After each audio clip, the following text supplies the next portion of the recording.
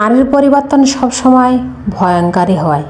ওহে শখের পুরুষ, তুমি তোমার শখের নারীকে এতটাও পরিবর্তন হতে বাধ্য করো না যাতে পরবর্তীতে তাকেই তোমাকে চিনতে কষ্ট হয়। একজন সাদামাটা মানুষ যদি হঠাৎ করে চালাক হয়ে পড়ে, সরল সোজা মানুষ যদি বেঁকে বসে, তাহলে বুঝবেন এগুলোর পিছনে তার অবশ্যই বড় ধরনের কোনো কারণ ছিল।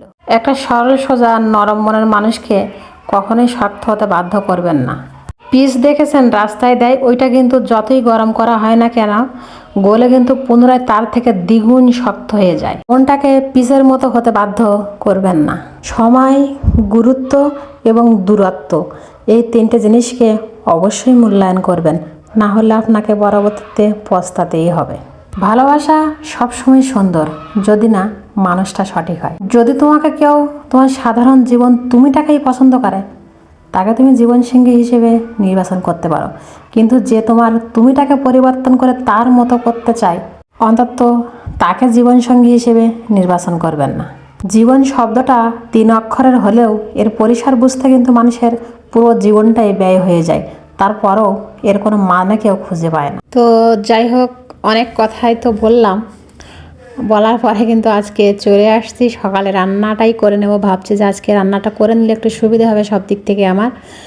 আর আমার ভিডিও যারা দেখেন রেগুলার বা দেখছেন তারা তো জানেন যে আমি কিন্তু কোনো কাজই আসলে শিডিউল, মানুষ যেটা বলা যে শিডিউল মেনটেন করে, তো আমার আসলে ওইভাবে কোনো কাজ করা হয় না। আমি প্রতিদিন সকালে ওঠার পরে যখন মনে হয় আমার যে কাজটা প্রথমেই করতে হবে বা জরুরি এইটা করা, সেইটা থেকে কিন্তু আমি শুরু করি যে এইটা আমি গুছিয়ে এইভাবে করতে চাবো, এইটা কিন্তু কখনোই আমি এইভাবে করি না।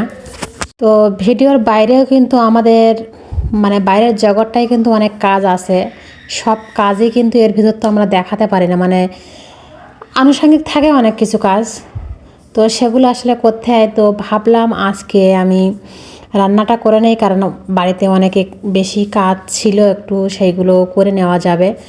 আর আমার কেন জানি মনে হয় যে রান্নাটা আগে করা হয়ে গেলে কাজগুলো অনেকটা সহজ হয়ে যায়, কারণ সবাইকে খেতে দেওয়ার একটা ব্যাপার স্যাপার থাকে এখানে।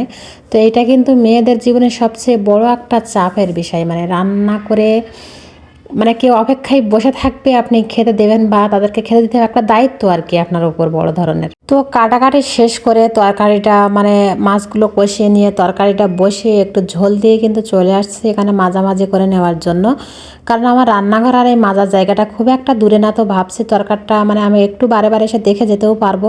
তো যা হোক, যাই আমি বসে না থাকি আর একটা কাজ করে নেই। এর ফাঁকে ইরা যেহেতু আমার এইখানে নেই, কারণ ইরা আসলে এমনিতে আমাকে একটু বিরক্ত করে ফেলবে, আমি কোনো কিছুই আসলে সেইভাবে করতে পারবো না। তো যাই হোক, থালাবাটিগুলো পরিষ্কার করার পরে এইখানে কিন্তু এসে দেখছি তরকারিটা প্রায় হয়ে গেছে, আর আমি এটা জিরে মরিচ দিয়ে একটু নামিয়ে নিলাম। তারপরে কিন্তু ঘরের ভিতরে চলে আসছি। আমার ইরা তো দেরি করে ওইটা, তো সেই কারণে ঘরের ভিতরটা আমি সকাল করে গুছাতে পারি না, আর এরকম অবস্থায় প্রায় আমাকে প্রতিদিনই ফেস করতে হয়। তো যাই হোক, উনি কিন্তু এখানে এসে বসেই আছে দেখতে পাচ্ছেন, আর এই যে এখানে শুয়ে একটু ফোন দেখছে। উনি ফোন খুবই কম দেখে, মোবাইল। তো যাই হোক, আমিও দেখাই না, যে যতটুকু পারি ওর থেকে দূরে রাখার চেষ্টা করি। যখন ফোনটা ওর সামনে দেখে তখন কিন্তু ফোনটা দেখার জন্য বায়না করে, কিন্তু ফোন যদিও সারাদিন না দেখে তাহলে কিন্তু চাইবে না যে ফোনের কোনো কিছু দেখতে।